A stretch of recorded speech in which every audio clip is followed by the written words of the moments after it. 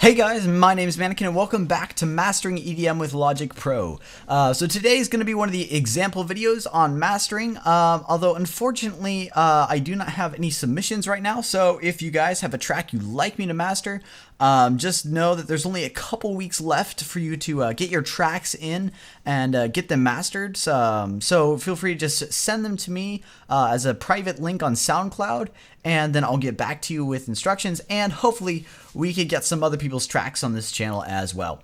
So today this is actually a project that I was working in a long time ago, and I kind of just went back to it because I like the sound of it, and it's kind of different from what I normally do. I usually do stuff that's like very upbeat, very fast, very dramatic, but this one's kind of a lot more chill, and it's progressive, and it's developmental, and actually kind of stinks in terms of structure, but I was, having fun just working with this one in terms of watching it develop and kind of when you listen to it. So I'll kind of give you an idea of what it sounds like right here, and then we'll hop in and do a little bit of mastering for it. So without further ado, here we go.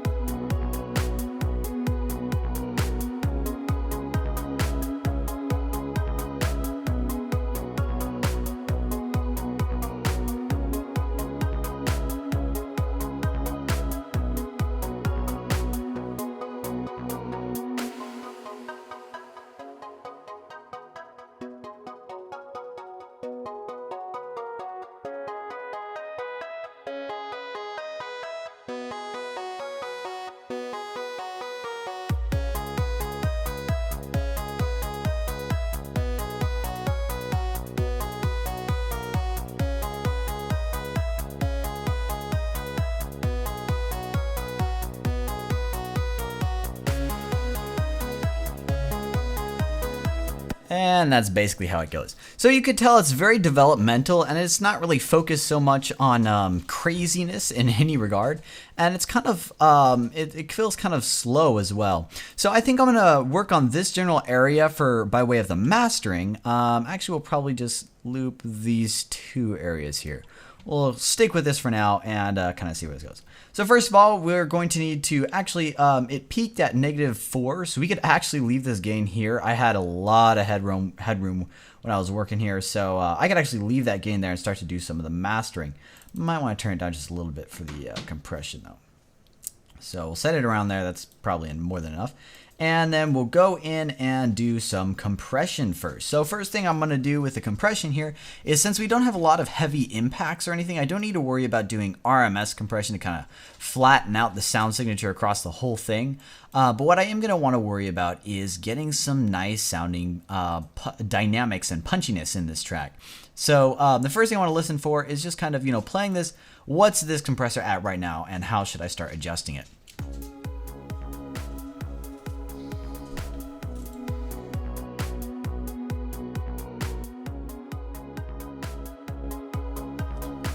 So you could already tell it's doing quite a bit of work there. So we're going to pull up the threshold until basically we get to a point where we think it's not going to be doing that much. I'm going to turn up the ratio a little bit, around a 2.3 here, turn off the knee, and then we're going to leave the attack there and turn off the auto release, and then we'll kind of go through and listen to this compressor, and then we'll also kind of A/B listen to some other compressors as well, see how they affect the sound and which one we like the best.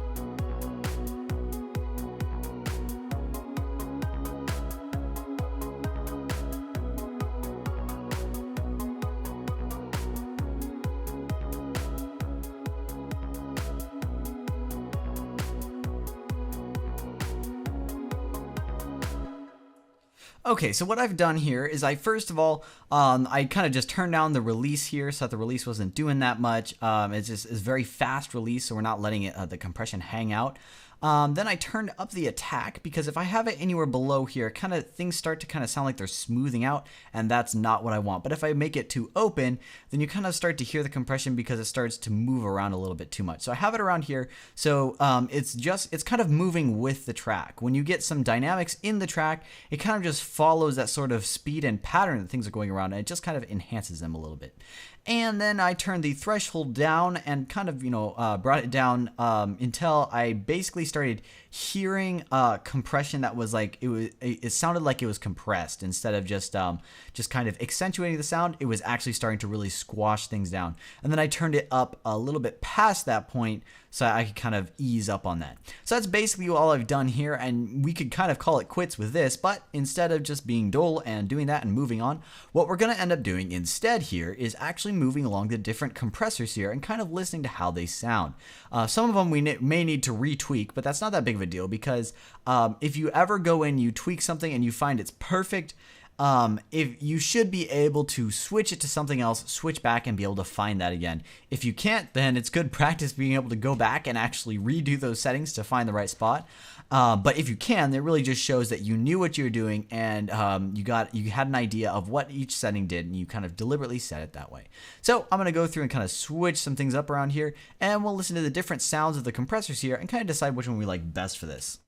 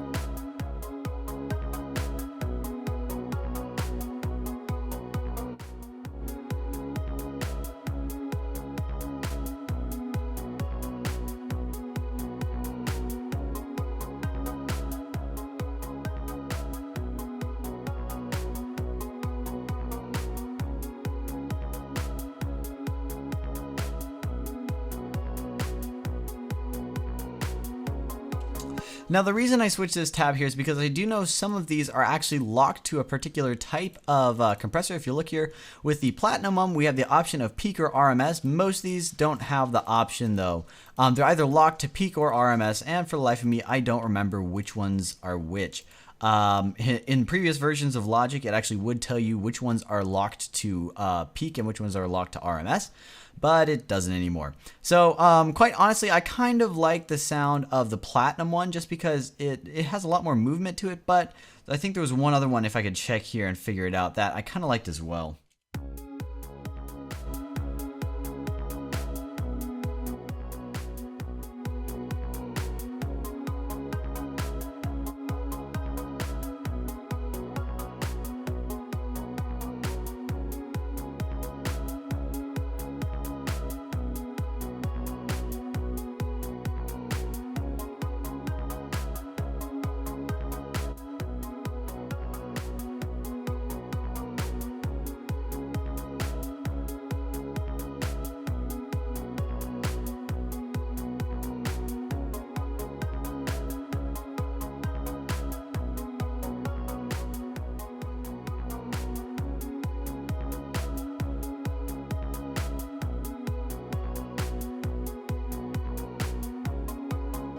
So I kind of like the sound of this Studio FET just because with the Platinum Digital, when you start to get a little bit more compression on it, things start to kind of sound like they've been kind of mushed together a little bit, and you don't get as much clarity. So I'm going to stick with the Studio FET, or FET if you want to call it that.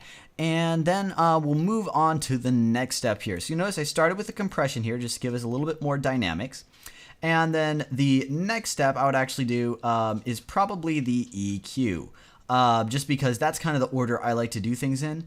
When we go in to actually start doing the limiting, however, I will adjust the EQ a little bit. So listening here, I got to pull up my volume so I could have it louder and hear things a bit better. But okay, you know what? Actually, I should just turn up the volume for you guys as well, because I imagine it's pretty quiet. So we'll take the compressor here and add some makeup gain to it, about 5, and that should give us a little bit more volume, I think. Yeah, it's a bit better. Okay. So now we have the linear EQ here. What to do? So this one is going to be one that's going to be very, very heavily influenced by this region. And we want to try to keep some punchiness here. And I think we're actually going to add some around here. Normally I don't add stuff around here, but this one might actually like that. So let's see. Set that back to 0 here so we can start from scratch. And then we'll start with the high end.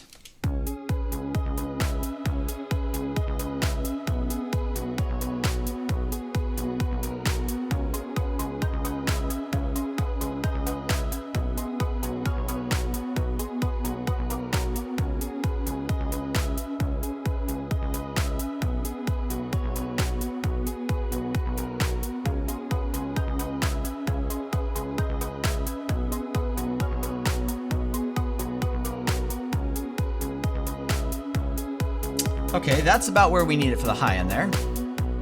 Now let's roll off the high end.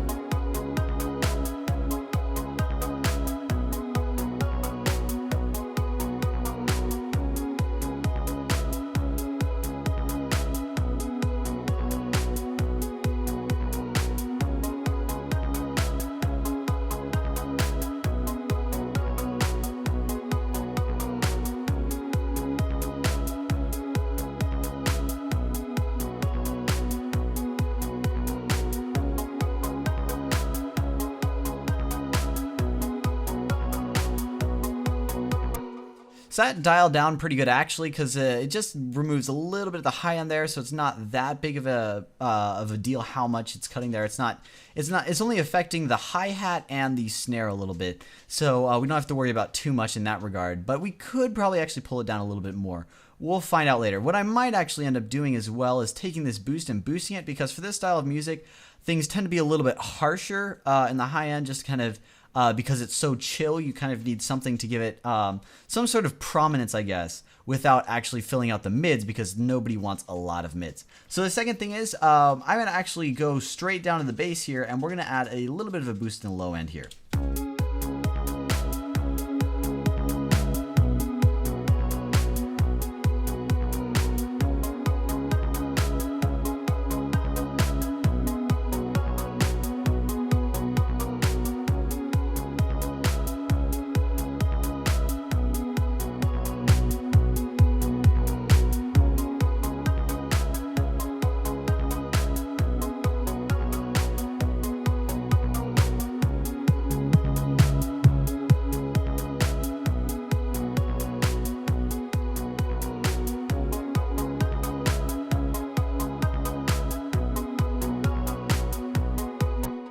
So this is actually a very unusual situation. Normally I wouldn't boost here, but in this case this actually has pretty much enough bass around this area, which is where I kind of normally boost, because if you mix right, this spot is the part that if you boost it, it just kind of sounds a little bit better, just because it kind of brings up the bass a little.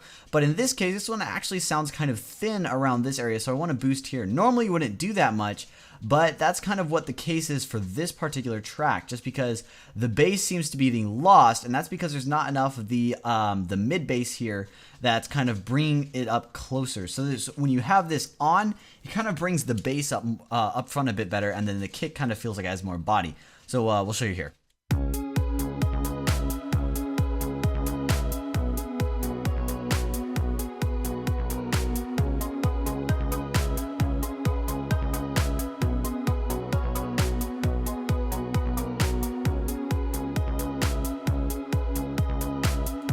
So the kick just seems like it has more body, and then the bass also stands more towards the front, which is exactly what we want.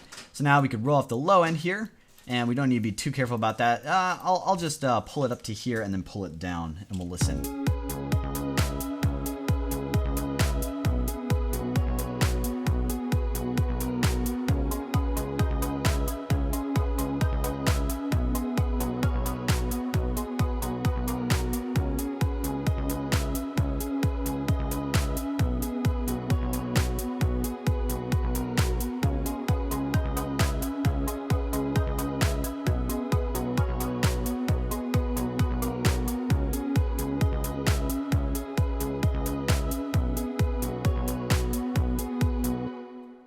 So I can't tell for sure in my headphones, but kind of what it seems like here is we actually have a bit too much sub bass that's causing a little bit of buildup, which is why I was actually kind of moving the cut around here, because it kind of felt like it sounded good when I cut that much. So instead I rolled it down here, and then I got the shelf, brought the shelf down to kind of taper it off a little differently. So instead of letting it just kind of float out here and then cut, it kind of tapers it off a little bit differently there. That's just going to kind of tame the sub there. That's just being a little bit too much for this track. I don't know personally the mixing style that is kind of supposed to be for this track, but I'm just kind of mixing off what I think I should be hearing for this track. And then what I took with this one is, instead of having a bump here, I widened it out and brought it back so we weren't boosting too much around here. And I kind of brought it back to kind of, since we were cutting the sub here, I wanted to bring back some more of the bass around here. So that's what I did with that one. And now we could go to the mids, where this is definitely going to need some tweaking here, because the track sounds nice, but it kind of sounds hi-fi and some stuff is getting lost. So that's the problem we need to address right now. And we'll just go ahead and hop into that and get things going here.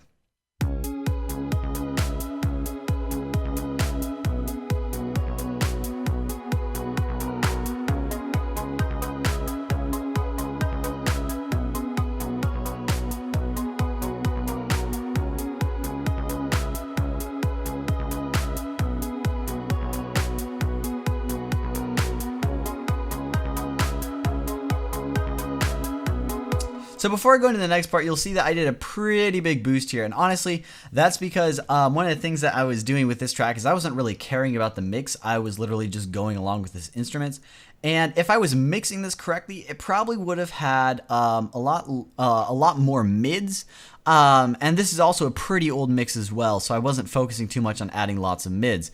So this one needed a big boost in the mids, but you'll notice when we start to shift this down here, it'll end up looking more like that if you just consider the gains. And we just kind of have like a curve off here. Actually, you know what I could do is I could just set this to a 12 decibels per octave cut, and it'll almost look like that when I do that. So I could do that, but for now, we're just going to go back in and kind of do this here. So we are kind of pulling up the volume with this. You'll notice, so basically if I were to do more subtle curves, then it'd be more like that is what I'm actually doing. But you'll see in a second that I'm going to grab one more, and then we'll actually kind of count that, and we could actually start doing the limiting, and then we'll go in, we'll fine tune our EQ here. So the final thing I want to do is around the mids here, just kind of balance things in just a little bit better, because this track is still a little bit towards the new bitch style mix that doesn't have enough prominence in the mids, and it's kind of focusing on the smoothness that you usually find in good equipment. The smoothness is around here, but when you play it on like your car speakers or something, it'll instantly sound muddy and disgusting. So I'm going to try to cut that around there, and then that should be good for the EQ for now.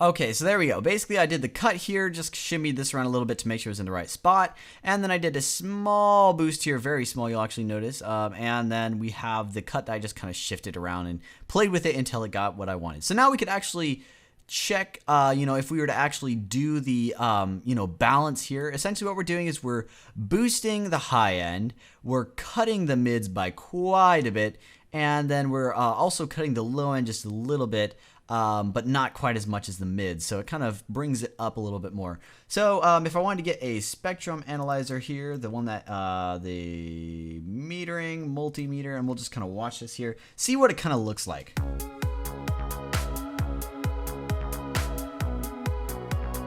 So it vaguely follows, actually let's hold the peaks.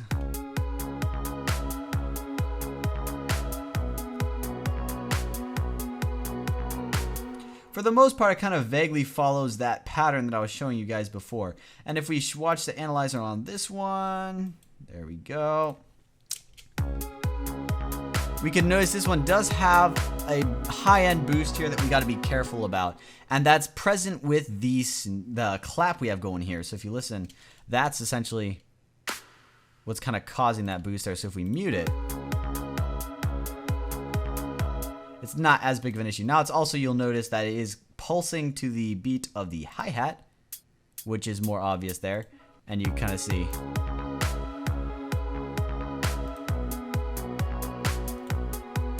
So what I could do is I could actually take this hi-hat and balance it in my mix.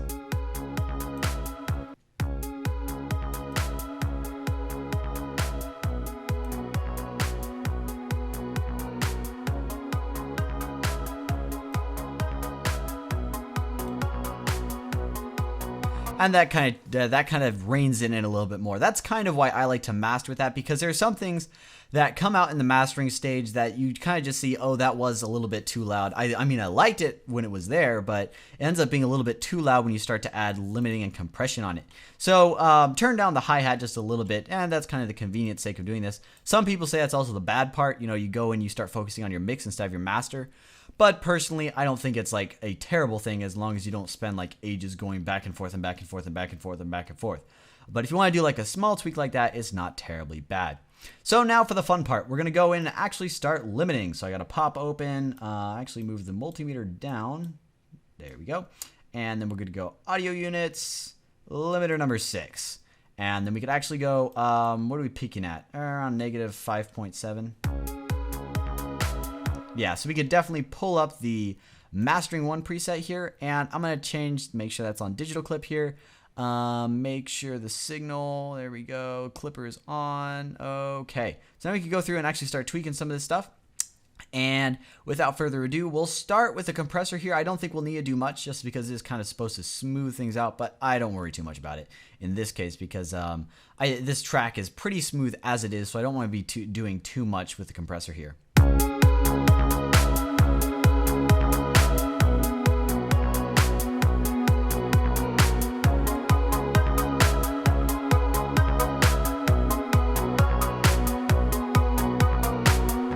So you can tell it pulls it up quite a bit, but we're not actually doing all that much in terms of the limiter. If you watch it, it's not moving much.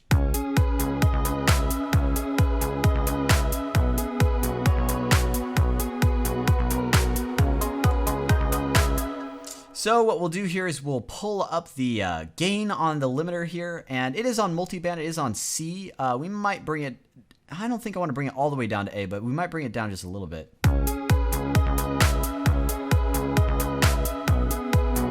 We'll drop it down to 3 here because remember, A is harsher, C is smoother, so we'll just kind of drop it at 3 there. And you know what, I might try doing soft limiting for this because it might actually give it a nice tone.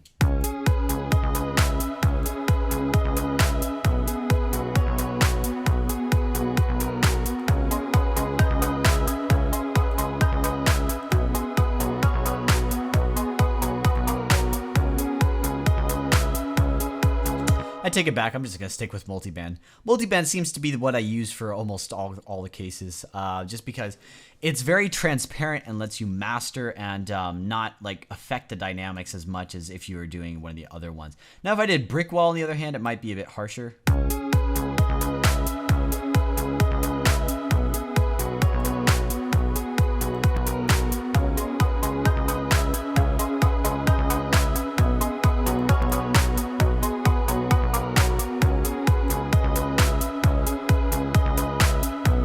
Actually, I'm going to stick it to brick wall, because brick wall, what it does is, if you notice, it kind of tames the clap we have going on a little bit better, and it doesn't sound as horrendous as soft does when you have this going here. So.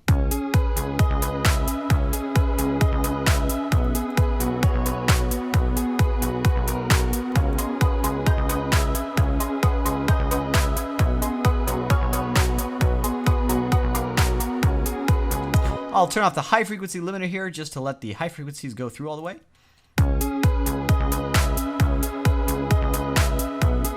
And then I want to do quite a bit with the clipper, actually, because this track is very minimal, so I want to warm it up with the clipper. So what we'll do with this one is pull down the threshold until we start to hear distortion, then we'll pull it back up a little bit.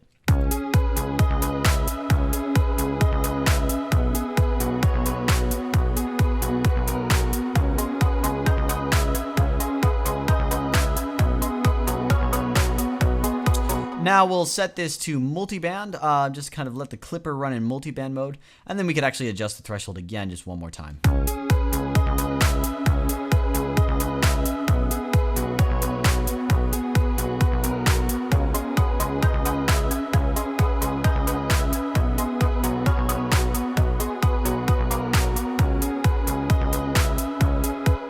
Okay, so there, that lets the clipper run some warmness on it, and just kind of show you what it's doing.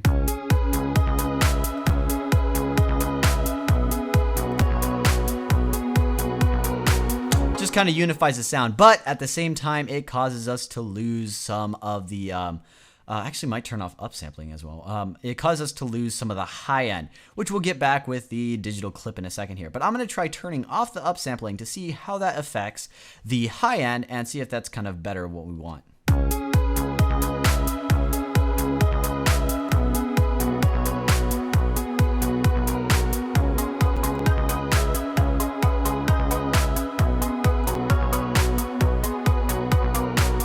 I kind of like the sound with it off. It feels more, it feels kind of warmer, and the high end feels a lot less tapered off, and it kind of feels more like it's been shelved. So instead of like it's been filtered off like this, it's just like it took a shelf and kind of brought it down just a little bit instead of cutting it all the way. So so I'm going to go with the upsampling off, and it just kind of shows you the things I do to tweak the sound. Now what we could do is we could adjust the knee here. I'll probably just move it around a little bit just to kind of see what it does and how it affects the track end. But this one is kind of like another tone thing that you could adjust. So here we go.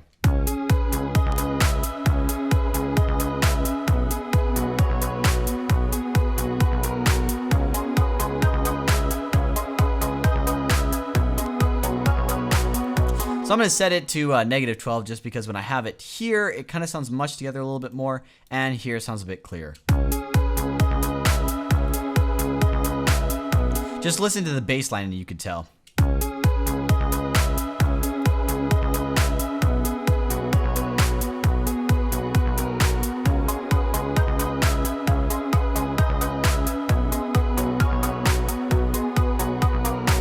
Okay, now for the fun part, the part where we start to drive it through the roof. So we're going to take the output here and just pull it up and let the digital clip do its job. First, I'm going to take the ceiling and pull it up all the way here.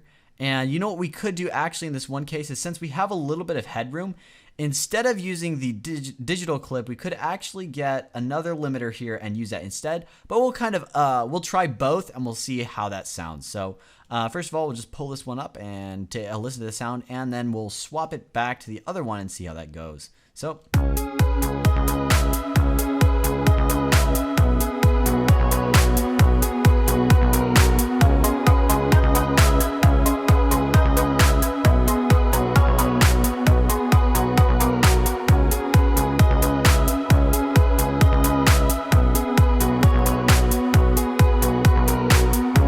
So this is the part where I kind of start to fine tune and dial in my compression, because now that we have the limiting on, you kind of know what the sound is going to be for the overall track, and we can actually start to fine tune stuff to make sure that it passes through the limiting chain exactly how we want it to. But first, I'll kind of just hop in here, and I don't think I'm going to run the where to go? Here we go. W1 limiter. I'm not going to run this on it just because I like what the digital clip is doing, and I don't think I want to push it further using a limiter So because it kind of just smoothing it out a little bit, and I don't want that at this point.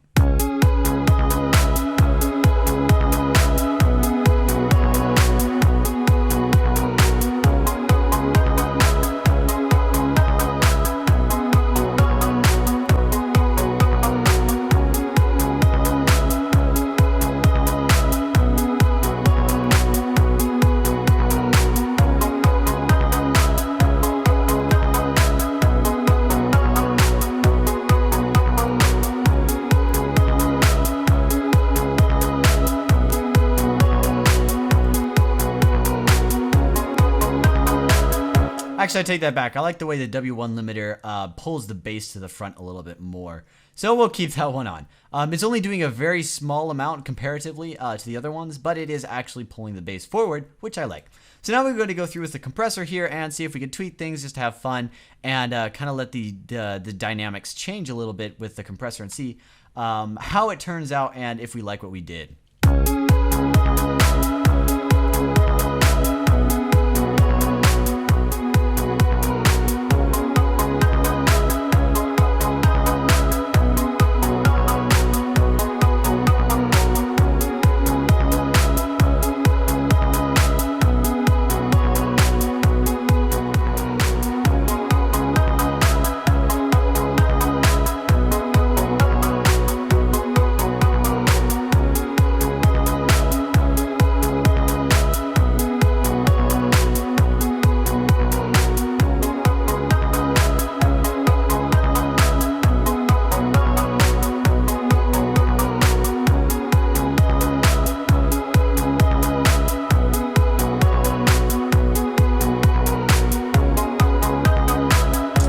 Okay, so what did I do here? First of all, I just kind of messed around with the threshold. It kind of ended up exactly where it was before. Not exactly, but around the area. And the attack here, I think I ended up pulling it down a little bit. Around here, things start to sound like they're kind of pulsing in and out. Like if you watch the graphic, kind of... That's what it ends up sounding like if you pull up the attack. So it kind of sounds like it's going up and down in volume level a little bit. And if you pull it back, it kind of sounds squashed. Right here, it sounds like it's just kind of, you know, being a little bit more punchy when we do that. And the ratio I could tweak, we could do that. But release right here, basically what I adjust is if you pull this down all the way to 5 milliseconds, you start to hear kind of distortion artifacts.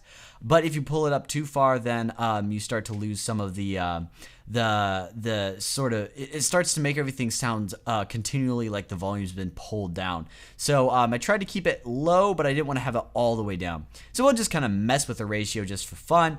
And then we'll go on and make sure our EQ is fine. And then we could actually probably wrap it up after that. So I'm going to mute myself this time so I'm not hearing any of the buzz from my microphone. And then after that, I'll tweak the ratio here, and we'll just kind of listen to how it sounds and put it in the right spot. Here we go.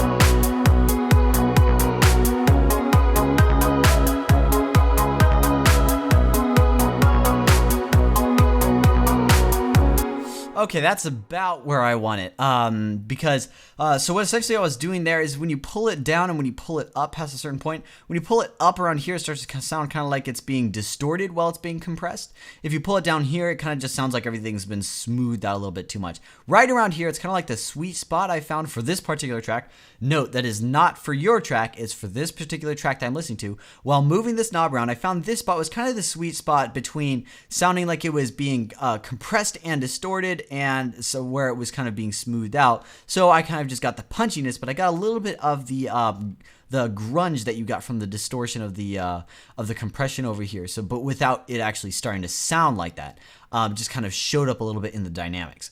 So that's pretty much it for the compressor here. Now we'll actually go to the EQ and we're going to tweak things quite a bit because first of all, what I'm going to do is I'm going to take this shelf and I'll probably pull it down I might actually, we'll just turn that off for now. We'll kind of listen to it. But I think what I need to do is I need to have more around here and less around here, because you'll notice that things are getting lost in the mix despite the fact that they sound bright. And that usually means you don't have enough around here. So we'll listen and we'll kind of adjust based on that, and then we'll move forward.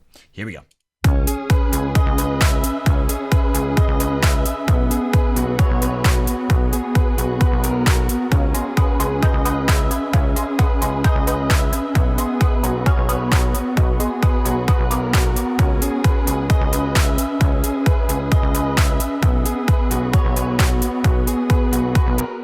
So I don't remember where I had this before, but I do remember it was higher than this. So by pulling this down here, you notice when you pull it up, it kind of sounds like it's been EQ'd a little. Now high end's just kind of like there is an EQ here, but when I pull it to around here, it doesn't sound like it's been. If I turn it off, it sounds like it's been cut. But if I leave it there, that kind of is a sweet spot for where the sound shines through without sounding like it's harsh or shelved or anything like that. So now we're going to tweak around this one and see if we can find the appropriate spot for this one now that we've done all our limiting and compression. And this should bring up the presence of the track so everything stands out a little bit better. So without further ado, here we go.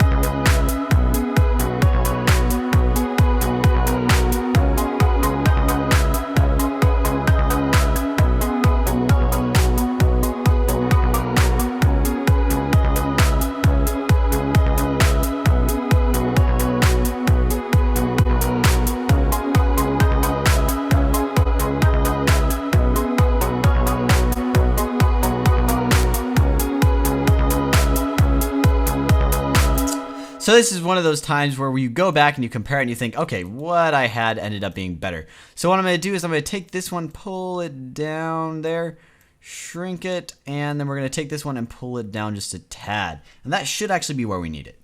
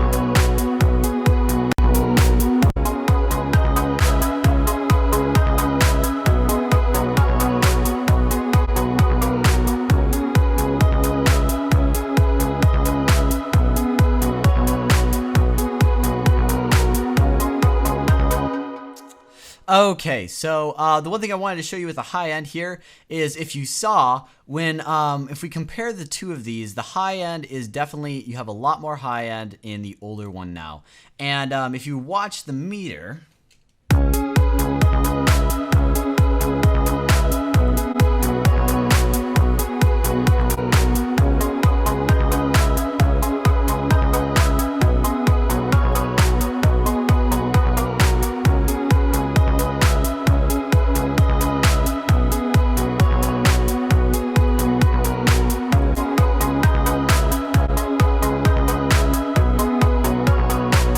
There we go. Now we've done a better job here. So what I did was, if you watch the meter, the high end was a lot, it shot up a lot more than it should have when I had the older EQ. So now with this newer EQ, what I have here is I've cut around here just a little bit, and then we have this cut down here, and this one I moved back instead of actually around here. So what I did is I cut the high end a little, boosted this a little bit more than it was before, and moved it back.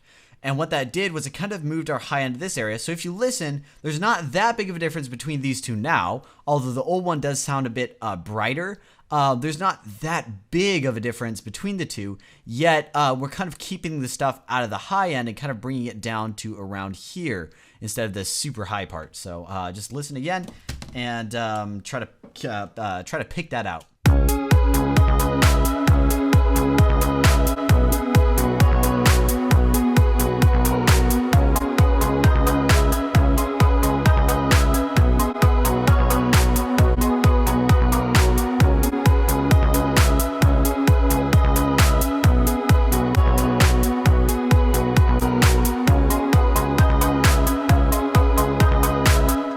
And then at this point, I would go back finally to my limiter here.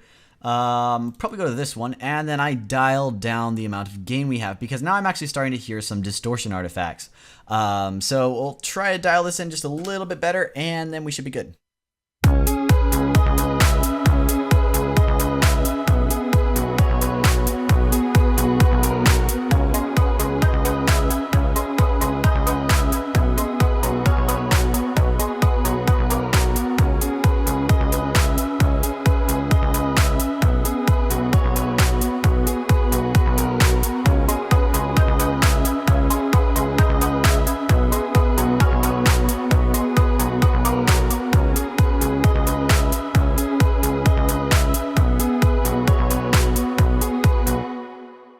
So basically what I did there was I turned up the threshold for the clipper, so the clipper wasn't doing as much. I think that's where some of it was coming from. And then I kind of adjusted this one afterwards, a little bit before and then a little bit after, just to kind of get so you couldn't hear much distortion. Now, this one may be a culprit of some of the distortion. We'll tweak this around, see if we could minimize it using this. But we're actually getting to the point where things are going to have to start wrapping up here. So let's kind of tweak around the threshold in this one and see if we can get this to sound a little bit better, and then we'll be good.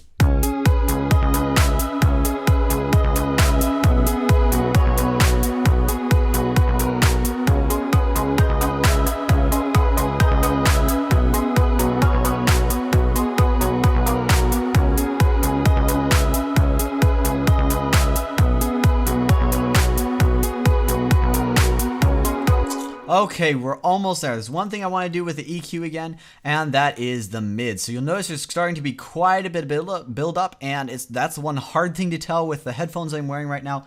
Like I said, I apologize. I can't use monitors when I'm doing example masters, but my sound setup just won't allow it.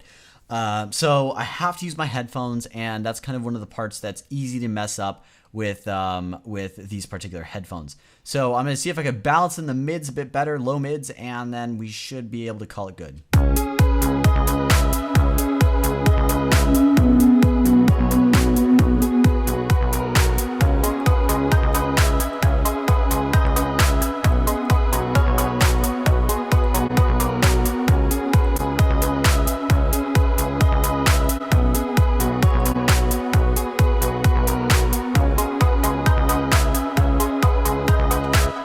And that nails it. So that really, you'll notice that this fills up really fast, and it starts to sound like there's just just kind of going on everywhere in the track.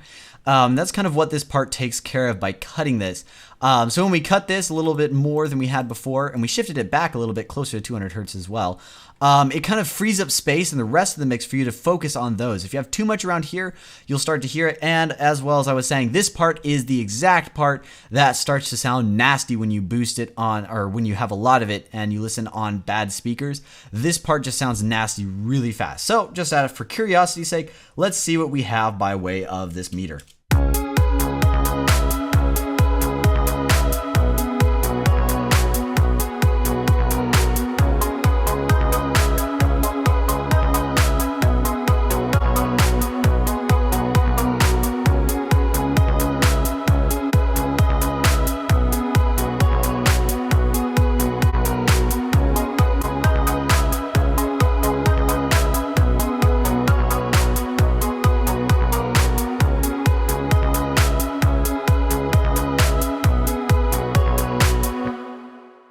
Okay, so that's pretty much it. I don't remember if I moved this around or not, just to kind of confirm the location. Because usually the way I tell if a location for an EQ point is good is if I could move it, if I hit that spot and I can move it away and then go back, then that means it's a good point.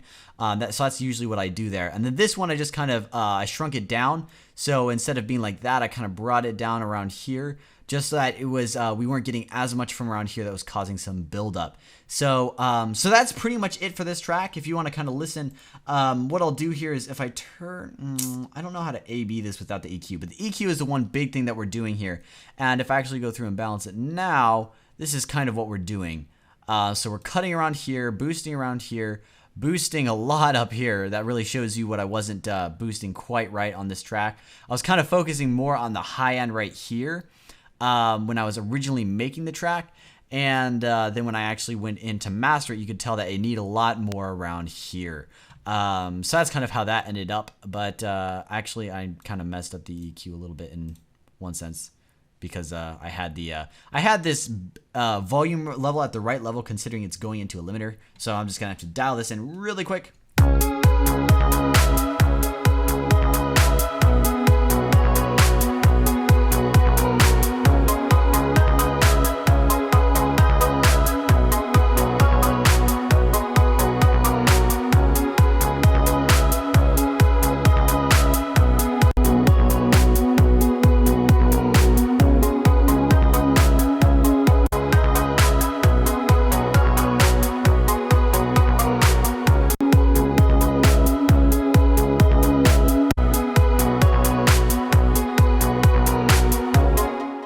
So between the EQ off and the EQ on, there's a huge difference. First of all, when I have the EQ off, you could actually hear some distortions, and then it also sounded very, very dead.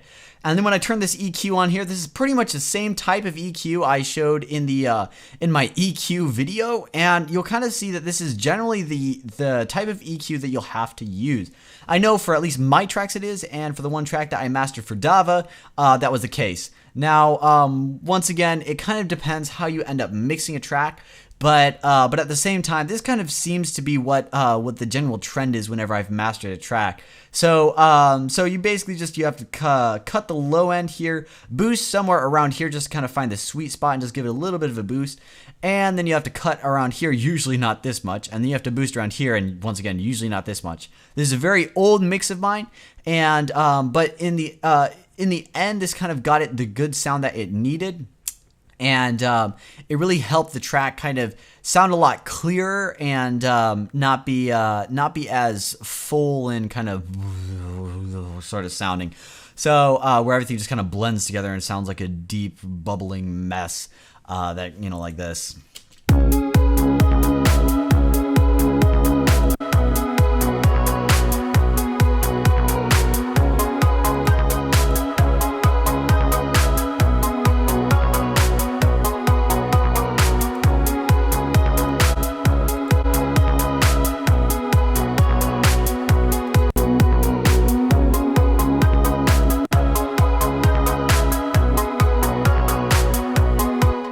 And then just for curiosity's sake, let's listen to what it sounds like in these various areas.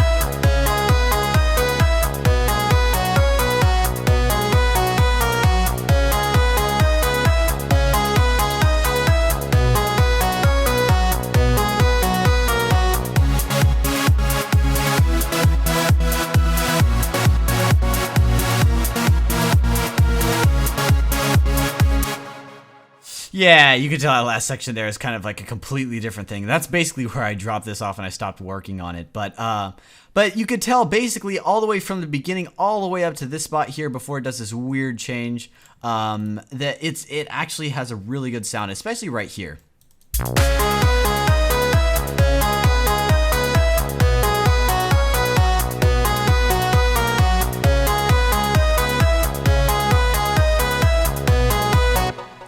So overall, the master here was really good, and it ended up adding a lot to this track. Now, unfortunately, I can't really A/B it as much as I wish I could, just because I'd have to bounce this down and then kind of alternate between the two, between what's normalized and what's mastered. But pretty much, there's no point in me really comparing it, because we all know that from what I've seen, if I just take a track and normalize it, and then I master a track, it's always going to sound better just because the loudness is pushed up. And so you can't really compare it that well in that regard.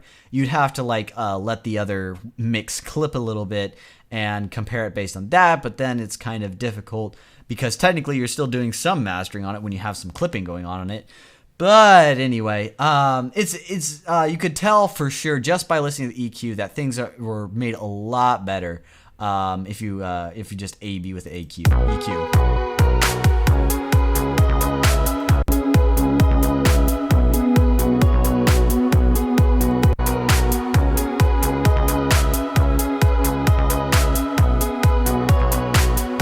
What happens is it maintains a lot of the dynamics, and the reason it maintains the dynamics is because we're cutting out all that mud there that's just useless volume that's just kind of like pushing up our main volume level without actually moving around a lot. So we kind of cut that there, and it lets everything else shine through a little bit more. And yes, I might be adding a bit too much bass in here. I can't tell because, like I said, I'm on my headphones. So this may be way too much bass on there, but I'd actually have to check it on my monitors to be sure. So that's pretty much it in regards to this entire master here. This ended up being a very good master, and this is kind of a nice track to do it with because it shows you how when you start out with a sort of chill sound and then make your way up, you still end up with kind of, for me at least, I ended up with a bright master that was very dynamic and rather, and it just kind of let the various instruments shine through.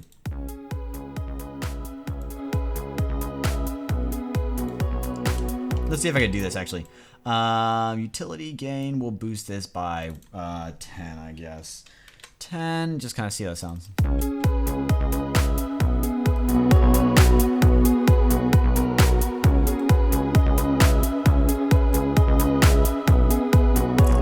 So just note that we are clipping quite a bit here, but this is kind of what it sounds like with no mastering. And then if we go in and turn the mastering back on,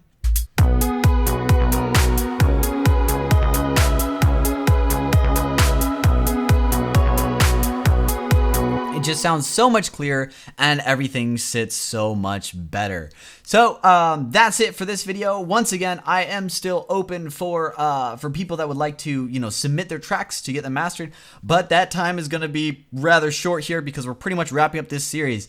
That said, since we're wrapping up this series on mastering, I would really like your guys' feedback as to what to do next. Now, the part of the problem that I've been having lately is I really want to do something with vocals, but I still haven't been able to find a vocalist because apparently it's a pain in the butt to find one. I'm going to ask a label that I know and see if I could actually get a track and a vocalist. Just kind of, I'm going to talk to them. And see if I could get them to find a vocalist for the track, because I know they actually have a couple vocalists on their label, but I don't think that'll work out because nothing I'm doing in regards to vocalists seems to be working. So that said, I do need to do another series, and there is one thing that actually came to mind by way of a series to do. I kind of wanted to hear you guys' opinion on it, but with the latest update that I got for Logic, I was rather impressed. Because there was a company that was bought out that had really good plugins, and I'll show you one of them. One of them is Camel Crusher. Now, if I recall correctly, this is the same people that were that made a new plugin called Alchemy. This is actually not new, it's rather old, but it's new to Logic. It's now included in Logic, and it's basically the first modern synthesizer that Logic has. because a lot of its older synthesizers are rather old, or they're just not modern style. So if you look, this kind of just seems almost like massive when you first pop it open, just because the way everything's kind of laid out.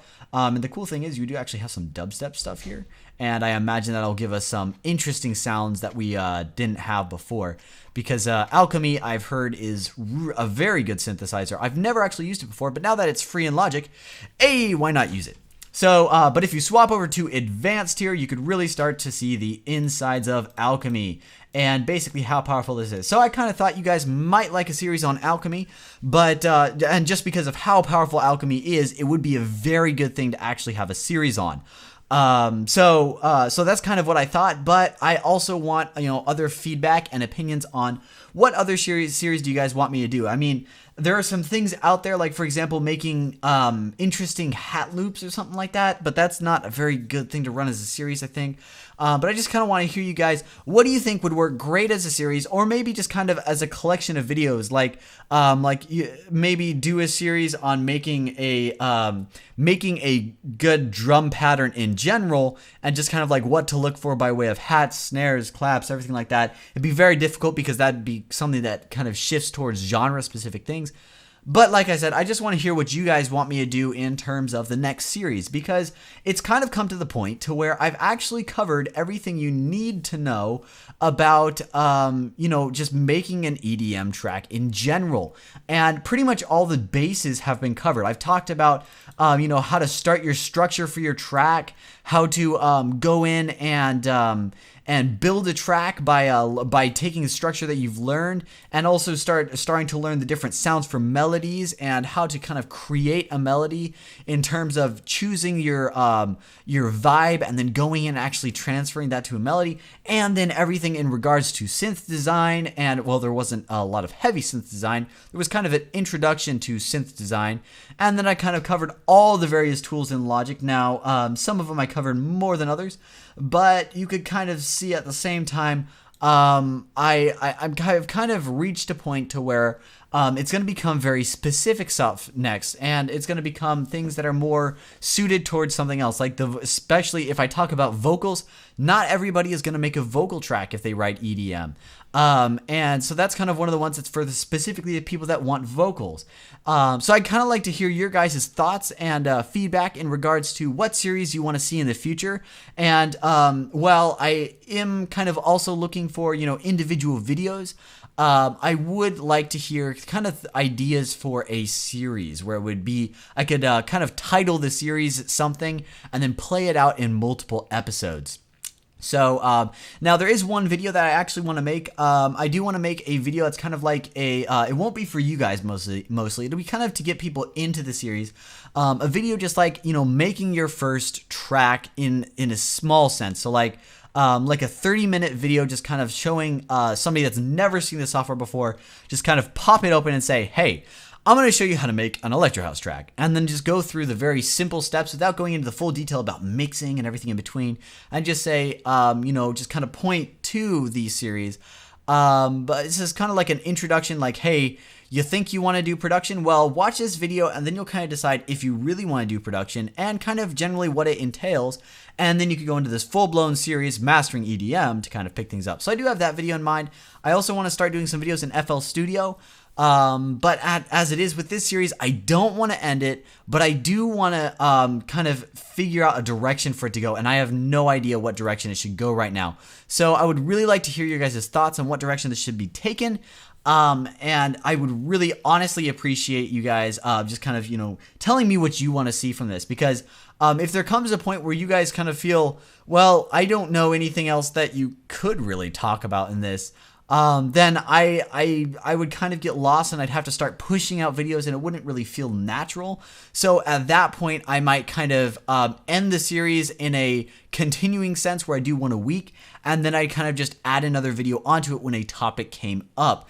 So it wouldn't become a regular series anymore. It'd become something that was kind of like a stagnant series with updates. And that would be kind of, I don't want to do that this early, because I know there's so many things to cover, especially with the fact that I haven't covered vocals yet. I do really want to not end the series until I have that. And And at the same time, I don't ever want to end the series completely. I just want to get it to the point to where it becomes something that I just update less frequently. So, anyway, thank you guys so much for watching, and I just kind of want to hear your thoughts on that. But I'll see you in the next video, and I hope this was helpful.